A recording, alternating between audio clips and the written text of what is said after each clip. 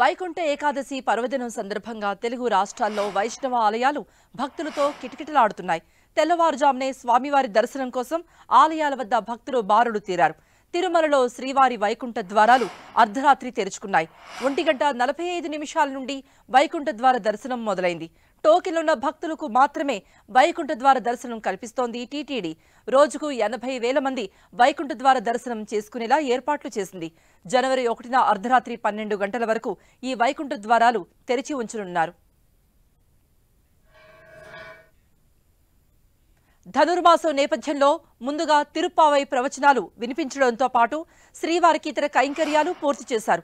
అనంతరం దర్శనాలకు అనుమతించారు. వీఐపీలు తిరుమలకు క్యూ కట్టారు. పలువురు మంత్రులు, ఎంపీలు, ఎమ్మెల్యేలు, సినీ ప్రముఖులు, హైకోర్టు న్యాయమూర్తులు వైకుంఠ ద్వార దర్శనం చేసుకున్నారు.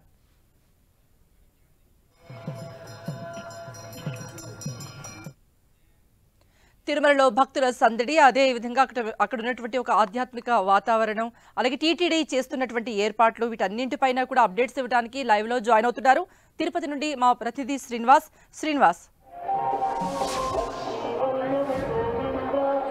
కృప వైకుంఠ ఏకాదశి సందర్భంగా తిరుమల గిరులన్నీ కూడా భక్త జన సందోహంతో నిండిపోయాయి. అదేవిధంగా శ్రీవారి ఆలయ పరిసరాలన్నీ కూడా కోలాహలంగా మారిపోయాయి. ప్రస్తుతం మనము శ్రీవారి ఆలయం వద్ద ఉన్నాము. ఇక్కడ గోవింద నామస్మరణల మధ్య భక్తులందరూ కూడా ఈరోజు వేకువజాము నుంచి స్వామివారిని దర్శించుకుంటున్నారు. మనం చూసాము 1:45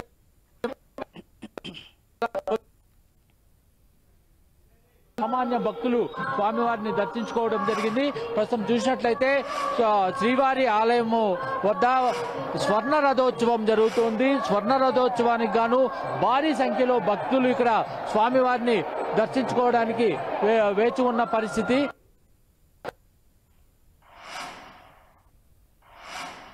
తిరుమలకు భారీగా భక్తులు పోటెత్తారు. వైకుంఠ ద్వార దర్శనం చేసుకునేందుకు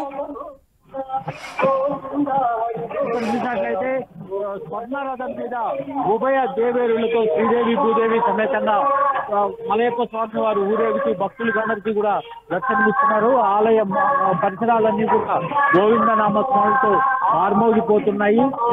ఎక్కడికక్కడ భక్తులు గోవింద నామస్మరణ చేస్తూ స్వర్ణ